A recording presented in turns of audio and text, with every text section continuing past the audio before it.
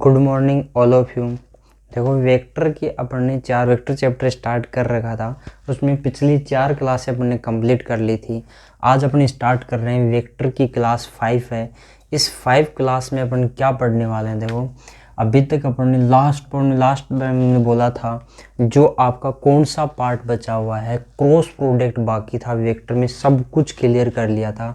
और ये अपना लास्ट पॉइंट है, ये भी अपन क्लियर कर लेते हैं।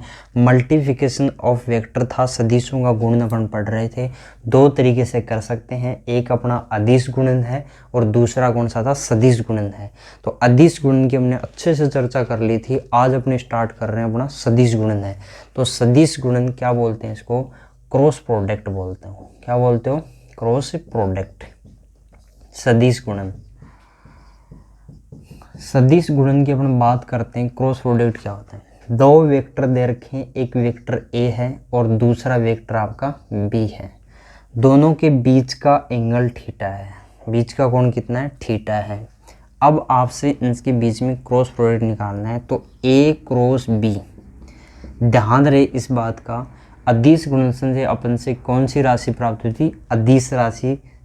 इसके लिए अपन ने क्या किया, इसीलिए पूरा डॉट प्रोडक्ट मैंने डायरेक्शन की चर्चा नहीं की कि डॉट प्रोडक्ट की डायरेक्शन क्या होगी, उससे अदिश राशि प्राप्त हुई थी।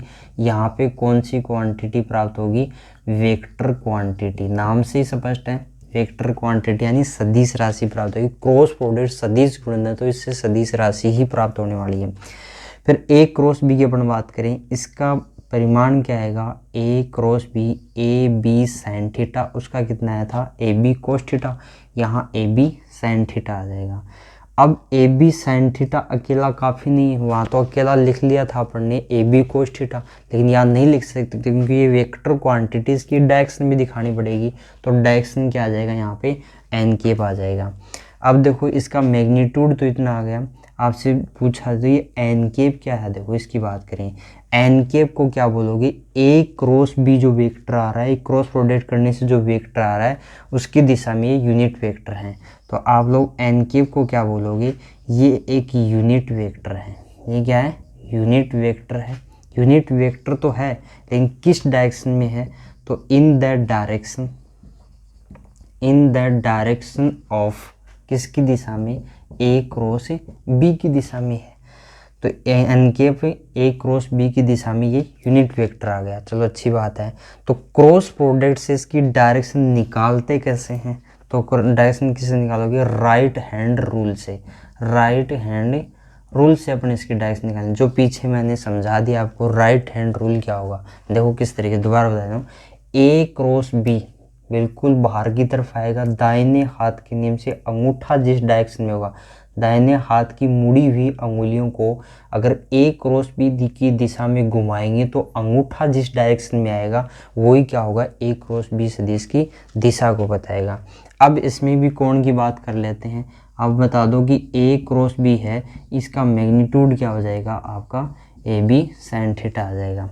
अगर किन्हीं दोनों, इन दोनों सदिशों के बीच का एंगल क्या है, थीटा। यहाँ पे थीटा की वैल्यू क्या आ रही, 0 आ रही है। पहला पॉइंट क्या है, थीटा 0 है, 0 है। या फिर अपन ऐसा बोल सकते हैं, अगर 2 वेक्टर एक दूसरे के क्या है, पैरेलल हैं, तब दोनों के बीच का एंगल 0 आ सकता है। तो उस कंडीशन में उन दोनों वेक्टर का क्रॉस प्रोडक्ट क्या आने वाला है, क्योंकि साइन 0 की वैल्यू क्या आ जाएगी, यहाँ पे 0, वहाँ कोस 0 की वैल्यू क्या आई थी, डॉट प्रोडक्ट में 1 आई थी, तो मैक्सिमम आया था। यहाँ क्रॉस प्रोडक्ट कितना आ जाएगा, वरना यहाँ पे 0 हो जाएगा 0 पर। फिर अपन बात करें थीटा बराबर 90 पर, वहाँ थीटा बराबर 90 पर डॉट प्रोडक्ट 0 आया था।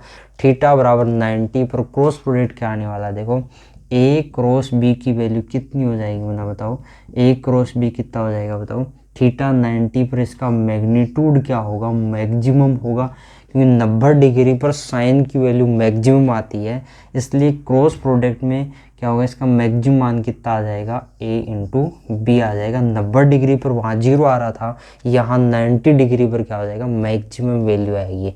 और अपन बात करते हैं इसमें, देखो इतनी प्रॉपर्टी थी। अब देखो क्रॉस प्रोडक्ट की और प्रॉपर्टी की अपन बात करें, बहुत अच्छी अच्छी बातें करेंगे, इसमें भी कुछ भी नहीं बचेगा जो कि आपके क्वेश्चन में कोई भी दिक्कत नहीं आएगी। क्रॉस प्रोडक्ट में भी डरते हैं इसके डायरेक्शन से। तो अब देखो अगर मान लो इसकी प्रॉपर्टी है कि ए क्रॉस बी, अपन ने उसमें पढ़ा था प्रॉपर्टी में कि ए डॉट बी और बी डॉट ए एक दूसरे के इक्वल होते हैं, क्या ए क्रॉस बी बराबर होगा बी क्रॉस ए के? बिल्कुल नहीं होगा, ये चीज़ बिल्कुल भी नहीं। क्यों? क्योंकि दोनों की डायरेक्शन अलग है। डायरेक्शन अलग कैसे? देखो ए क्रॉस बी की डायरेक्शन, ए क्रॉस बी इस तरीके से समझो इसको कि बराबर क्यों नहीं होगा, ए और बी है तो ये थीटा है, तो ए क्रॉस बी बाहर की तरफ जबकि बी क्रॉस ए अंदर की तरफ, इसका मतलब डायरेक्शन अलग होगी तो दोनों वेक्टर क्वांटिटी भी क्या होंगी, अलग होंगी। दूसरी बात, चलो ये तो बराबर नहीं होता, लेकिन ये बात तो बोल सकते हैं कि ए क्रॉस बी है बराबर होगा माइनस बी क्रॉस ए की। बिल्कुल सही है, क्योंकि ए क्रॉस बी की डायरेक्शन ऊपर की तरफ और इसकी दोनों एक दूसरे के क्या हो गए, अपोजिट वेक्टर हो जाएंगे दोनों एक दूसरे के। फिर अगली अपन बात करें, A cross B minus B cross A आ गया। फिर एक बात और बोल सकते हैं कि सर ए क्रॉस बी का मैग्नीट्यूड और बी क्रॉस ए का मैग्नीट्यूड की बात, दोनों इक्वल होंगे, कोई फर्क नहीं पड़ता, मैग्नीट्यूड दोनों का बराबर रहेगा, दोनों क्या होंगे, डायरेक्शन इसमें अपोजिट हो जाएगी तो एक दूसरे के विपरीत हो जाएंगे, यानी ऋणात्मक सदिश भी जिसको आप लोग बोल सकते हो। अब देखो इसमें भी अपन क्रॉस प्रोडक्ट निकालते हैं। आई केप जे केप और के केप का cross product of i cap j cap और के केप, इनकी अपन बात करें, इनका इकाई सदिशों का क्रॉस प्रोडक्ट क्या होगा मुन्ना, कैसे निकालोगे? देखो आई केप का आई केप के साथ में क्रॉस प्रोडक्ट, फिर जे केप का जे केप के साथ में क्रॉस प्रोडक्ट, के केप का के केप के साथ में क्रॉस प्रोडक्ट, तीनों क्या आएंगे मुन्ना, जीरो आएंगे, तीनों क्या आ जाएंगे, जीरो। क्यों? खुद का खुद के साथ एंगल जीरो तो साइन की वैल्यू भी क्या हो जाएगी, जीरो हो जाएगी। फिर उसी तरीके से आप लोग आई केप का जे केप के साथ क्रॉस प्रोडक्ट निकालो, आई केप का जे केप के साथ में, तो ये अपना आई केप है एक्स की दिशा में, ये अपना जे केप है और ये ऊपर की तरफ आपका क्या हो जाएगा, के केप हो जाएगा, ये आई केप और ये जे केप है। आई क्रॉस जे, तो आई क्रॉस जे ऊपर की तरफ कौन सा आ रहा है, के केप आएगा, तो ये क्या हो जाएगा आपका के केप आ जाएगा। फिर दूसरी बात करें, के केप जे केप क्रॉस के केप, यानी जे क्रॉस के ऊपर की तरफ है ये, तो ये इस तरफ आ जाएगा, तो यहाँ कौन सा आ जाएगा, आई केप हो जाएगा। फिर दूसरी अपन बात करें, के केप क्रॉस है आई केप है, तो के केप क्रॉस आई केप, के केप ऊपर की तरफ है, आई केप अंगूठा ऊपर की तरफ जा रहा है, जे केप की तरफ आ जाएगा, तो ये इसका क्रॉस प्रोडक्ट दाहिने हाथ के रूल से निकाल सकते हो। ये बहुत सारे स्टूडेंट क्या करते हैं, रटते हैं इस चीज़ों को, निकाल सकते हो। एक बात इसमें कॉमन है कि अगर आई केप जे केप के केप और के केप आई केप, तो ऐसा चल रहे हो क्रम से, इसका मतलब सारा क्या आएगा, जस्ट उसके अगला अगर आप लोग यूनिट वेक्टर ले रहे हो, जैसे आई केप के बाद में जे केप का कर रहे हो तब भी पॉजिटिव, और जे केप का के केप तब पॉजिटिव, के की साइकिल में चल रहे हो तब तो पॉजिटिव आता है। लेकिन ऐसा दे दिया कि जे केप का आपको दे दिया आई केप के साथ में, इसका उल्टा वेक्टर हो गया, तब कितना आ जाएगा मुना, माइनस के केप, ये इसका उल्टा आ जाएगा।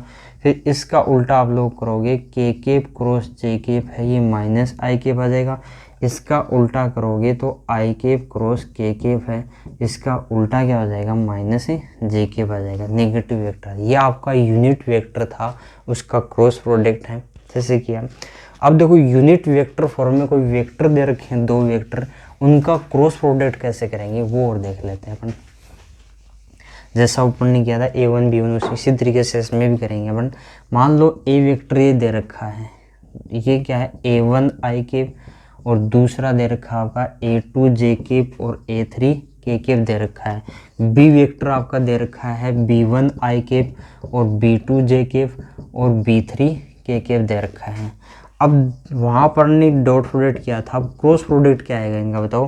क्रॉस प्रोडक्ट निकालने के लिए डिटरमिनेंट्स आपने पढ़ा होगा मैथ में, जो सारणिक का अपन यूज लेंगे, तो सारणिक का मतलब आई केप जे केप और के केप आ जाएगा यहाँ पे। तो आई केप के नीचे आई केप लिख दो तो a1, और फिर इसका क्या आएगा b1, फिर यहाँ पे a2 b2 और b3 और b3, इसके नीचे लिख दो ये। अब इस सारणिक को सॉल्व कर लेना, जो आपकी वैल्यू आएगी इस वेक्टर के क्रॉस प्रोडक्ट की वैल्यू आ जाएगी।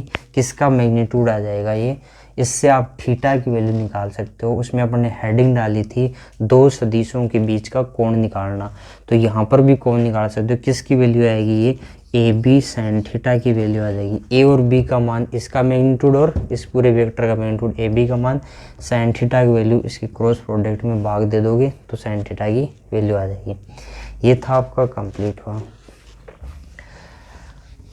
फिर देखो क्रॉस प्रोडक्ट की एक नोट डाल की एक अच्छी प्रॉपर्टी, जो कि मैंने आपको इसमें प्रैक्टिस सेट करवा रखा है, उसमें क्वेश्चन भी डाले थे। अच्छी प्रॉपर्टी है, नोट डाल के ये चीज़ कर सकते हो। क्रॉस प्रोडक्ट में जो क्रॉस प्रोडक्ट होता है ना, ए क्रॉस बी बोल सकते हो। ये ए क्रॉस बी होता है, ये वेक्टर होता है, ये लंबवत होता है ए वेक्टर के। भाई जिन दो सदिशों के परिणामी, जिन दो सदिशों का क्रॉस प्रोडक्ट अपन ने किया है, उन दोनों सदिशों के लंबवत होगा। क्योंकि देखो ये आपका ए वेक्टर है और ये दूसरा आपका बी वेक्टर है, तो ए क्रॉस बी इसके प्लेन की लंबवत है, तो ए के भी लंबवत होगा और दूसरा बी के भी लंबवत होगा। एक बात और देखो, इन दोनों सदिशों का जो रिजल्टेंट अपन ने निकाला था A square plus B square plus 2ab cos theta, वो इसी तो प्लेन में था, तो क्या होगा, ये लंबवत होगा किसके, ए प्लस बी के भी लंबवत होगा और दूसरा ए माइनस बी के भी लंबवत होगा। तो इनके प्लेन के लंबवत होने के नाते सबके लंबवत होगा। तो अगर ये प्रॉपर्टी आपको पता है, ये जो ए क्रॉस बी इन सबके लंबवत होगा, बहुत सारे क्वेश्चन आप टिक लगाते बिना पेन चलाए आंसर दे सकते हो, अगर ये प्रॉपर्टी आपको पता है। अच्छा कंसेप्ट है। कैसे कि देखो दाहिने हाथ के नियम से लंबवत आया तो इन पूरे के पूरे सबकी क्या होगा, लंबवत होगा। एक इम्पोर्टेंट प्रॉपर्टी है, बहुत बार क्वेश्चन पूछा जा चुका है। तो अब देखो ये था आपका क्रॉस प्रोडक्ट। अब जैसा अपन ने पढ़ा था एप्लीकेशन ऑफ डॉट प्रोडक्ट, उसी तरीके से यहाँ पर पढ़ने वाले हैं क्या, एप्लीकेशन ऑफ क्रॉस प्रोडक्ट। हम क्या पढ़ेंगे यहाँ पे, application of cross product. Cross product का यूज क्या है उसकी अपन बात करने वाले हैं। तो इसमें सबसे पहली बात क्या होगा, वी वेक्टर जो आपका रेखीय वेग है, लीनियर वेलोसिटी है, वो क्या होती है, ओमेगा क्रॉस आर होती है। ओमेगा क्या होता है यहाँ पे, एंगुलर वेलोसिटी होती है, एंगुलर वेलोसिटी आ जाएगी। और यहाँ पे ये क्या होता है आपका, पोजीशन वेक्टर होता है। तो आप लोग ऐसा बोलो, ओमेगा क्रॉस वी आता है, ओमेगा क्रॉस आर क्या आता है, वी आता है। ये आपकी लीनियर वेलोसिटी आ जाएगी, लीनियर वेलोसिटी आ जाएगी। यानी रेखीय वेग है वो कोणीय वेग और स्थिति सदिश दोनों के क्रॉस प्रोडक्ट से आता है, वी बराबर ओमेगा आर। आगे फिजिक्स में इसका यूज कहाँ कहाँ होगा वो चीज़ें अपन पढ़ रहे हैं इसमें। दूसरी अपन बात करें, जो आपका जो रेखीय एक्सेलरेशन है, जो एक्सेलरेशन है, लीनियर एक्सेलरेशन है, वो क्या होगा, रेखीय जो त्वरण होता है वो क्या होगा, अल्फा क्रॉस आर होता है। इसका मतलब क्या हुआ, जो आपका एंगुलर एक्सेलरेशन है और स्थिति पोजीशन वेक्टर है, दोनों का क्रॉस प्रोडक्ट क्या आएगा, वो ना ए वेक्टर आएगा। लीनियर एक्सेलरेशन जिसको आप लोग बोलोगे, यहाँ पे ये क्या आ जाएगा आपका, एंगुलर एक्सेलरेशन जिसको आप लोग बोलोगे, ये वापस ये पोजीशन वेक्टर है। तीसरी प्रॉपर्टी की बात करें, तीसरा इसका एप्लीकेशन क्या है वो भी अपन देखते हैं, क्रॉस प्रोडक्ट के एप्लीकेशन की। तीसरा क्रॉस प्रोडक्ट का यूज की अपन बात करें तो आप लोग जानते हो, जो आपका कोणीय वेग है, जो कोणीय वेग यानी एंगुलर आपका मोमेंटम है, एंगुलर मोमेंटम का सिंबल क्या होता है, जैसे एल ले लेते हैं, एंगुलर मोमेंटम का आर क्रॉस पी होता है। लीनियर मोमेंटम रेखीय संवेग, ये क्या होता है आपका, लीनियर मोमेंटम और ये यहाँ पे क्या होगा आपका पोजीशन वेक्टर है। स्थिति सदिश और रेखीय संवेग दोनों का क्रॉस प्रोडक्ट क्या आता है आपका, एंगुलर मोमेंटम, जिसको आप लोग क्या बोलोगे, कोणीय संवेग आ जाएगा। ये क्या होता है, कोणीय संवेग, एंगुलर मोमेंटम। अब देखो ये जो यहाँ पे दूसरे फॉर्म में भी लिख सकते हैं इसको, आर बराबर पी बराबर क्या होता है, सबको पता है क्या होगा, एम इंटू वी। एम यहाँ पे स्केलर क्वांटिटी बाहर ले लो तो m into r cross v आ जाएगा। तो पोजीशन वेक्टर और वेलोसिटी इसका क्रॉस प्रोडक्ट और m से मल्टीप्लाई करने से क्या आता है, एंगुलर मोमेंटम, जो आप लोग क्या बोलोगे इसको, कोणीय संवेग आ जाएगा। फिर अगली इसकी चौथी प्रॉपर्टी की अपन बात करें, इसका चौथी प्रॉपर्टी क्या होती है, प्रॉपर्टी नहीं इसका एप्लीकेशन क्या होगा। देखो अगर मान लो किसी त्रिभुज की एक भुजा के अंदिश एक वेक्टर है और दूसरी आसन भुजा दूसरा वेक्टर है और ऐसा कोई ट्रायंगल बन रहा है, तो आप दोनों के बीच का आपको थीटा कुछ भी दे रखा हो, दोनों की भी क्या है, आसन भुजाएं थीटा दे रखा मान लो, तो इस क्षेत्रफल का, इसका इस त्रिभुज का क्षेत्रफल 1/2 क्या हो जाएगा, a क्रॉस b। जो 10वीं क्लास में 9वीं क्लास में आप लोग पढ़ते हो 1/2 AB sin थीटा। थीटा क्या होता है, दोनों भुजाओं के बीच का कोण, वही फॉर्मूला क्रॉस प्रोडक्ट से आप निकाल सकते हो। फिर 5वीं प्रॉपर्टी की हम बात करें, अगर कोई समांतर चतुर्भुज है, दो वेक्टर किसी समांतर चतुर्भुज की आसन भुजाओं को व्यक्त करते हैं, ए और बी वेक्टर, बीच का कोण थीटा होगा, तो इस समांतर चतुर्भुज का जो क्षेत्रफल है, जो इसका एरिया है, इसके एरिया की अपन बात करें, वो क्या होगा, ए क्रॉस बी हो जाएगा, इसमें 1/2 नहीं आएगा। 6वीं प्रॉपर्टी में अगर ये दे रखा है समांतर चतुर्भुज की विकर्ण के दिखा रहे हैं, देखो ये आपका समांतर चतुर्भुज है और एक वेक्टर आपका P वेक्टर ये है और दूसरा वेक्टर Q वेक्टर है। अगर दो वेक्टर समांतर चतुर्भुज के विकर्ण के अनुदिश है, तो इस समांतर चतुर्भुज का जो एरिया है वो क्या होगा, मुझे बताओ, P क्रॉस Q का हाफ हो जाएगा। ये आपका यूज था, एप्लीकेशन था क्रॉस प्रोडक्ट का, बहुत अच्छे से अपन ने पढ़ा। देखो आपको पूरी क्लास लेने के बाद में खुद को ये चीज़ दिख जाएगी कि हकीकत में लेवल कम भी नहीं था तो ज़्यादा भी नहीं था, लेवल कुछ नहीं, एक भी मैंने आपको फॉर्मूला याद करने के लिए नहीं बोला कि सिंगल फॉर्मूला आप याद करो, कुछ नहीं बोला। अपन ने शुरू किया था सीखते सीधे पूरी कंप्लीट लिया, और आप खुद को लगने लगेगा कि ये पूरा कंप्लीट वेक्टर पढ़ने के बाद में आपको कहीं से पढ़ने की ज़रूरत नहीं है। और एक बात और बोलता हूँ, किसी भी बुक के आप क्वेश्चन है, वो किसी भी बुक के किसी भी संस्था के क्वेश्चन है, वो आप इससे सोल्व करते हो। मैं ये नहीं बोलता स्पेशल एक बुक सोल्व करो, अगर ये कंप्लीटली थ्योरी आपने पढ़ ली है, वेक्टर की पूरी क्लास कंप्लीट ली, आज की लास्ट की क्लास थी आपकी 5वीं क्लास है, पूरी क्लास कंप्लीट कर ली है, तो कोई भी क्वेश्चन आपका ऐसा बचेगा नहीं कि जो आप कर नहीं सकते। पूरे कंप्लीटली क्वेश्चन आप लगा सकते हो और किसी भी संस्था का क्वेश्चन मटेरियल सोल्व कर सकते हो आप लोग। कहने का मतलब वेक्टर पूरा सीख लिया, अब तो यानी ऐसा समझ लो कि पूरा का पूरा कैसा भी क्वेश्चन आ जाए आप कर दोगे। और एग्जाम में भी जिस बंदे ने पूरी क्लास ली है, ईमानदारी के साथ ये चीज़ सीखी है, तो वो एग्जाम में भी ऐसा नहीं हो वेक्टर से क्वेश्चन आ जाए और उसका छूट जाए, ऐसा हो ही नहीं सकता। अगर कंप्लीटली उसने क्लास ली है तो बहुत अच्छे से मैंने वेक्टर कराया कंप्लीटली, और एक बार पढ़ लो कभी भी नहीं बदलता, वेक्टर यही रहेगा, काफ़ी सालों से होते आ रहा है। ऐसा नहीं होगा कि अगली बार वेक्टर में कोई नए रूल होंगे, ऐसा कभी नहीं लगेगा। अपने अच्छे से पूरा चैप्टर कर लिया। और कुछ बच्चों को लग रहा होगा कि सर इसमें प्रैक्टिस नहीं की, प्रैक्टिस के लिए मुन्ना 2 क्लासें अलग से मैंने प्लेलिस्ट बना दी है, उसमें वेक्टर की जो आपकी प्लेलिस्ट है उसमें टोटल आपकी 7 वीडियो होंगी। उस 7 वीडियो में 5 वीडियो तो क्या होगी, आपकी थ्योरी की होंगी, ये जो पूरा चैप्टर बताया गया। फिर 2 वीडियो में 20 क्वेश्चन जो कि अच्छे क्वेश्चन हैं, यानी जितने क्वेश्चन बन सकते हैं अच्छे तरीके से उतने 20 क्वेश्चन उनका सॉल्यूशन मैंने करवाया है। उसके लिए सॉल्यूशन तो आप इसमें मिल जाएगा 2 वीडियो में, लेकिन वो क्वेश्चन कहाँ पे देखोगे, उन क्वेश्चनों के लिए आपको टेलीग्राम ग्रुप ज्वाइन करना पड़ेगा।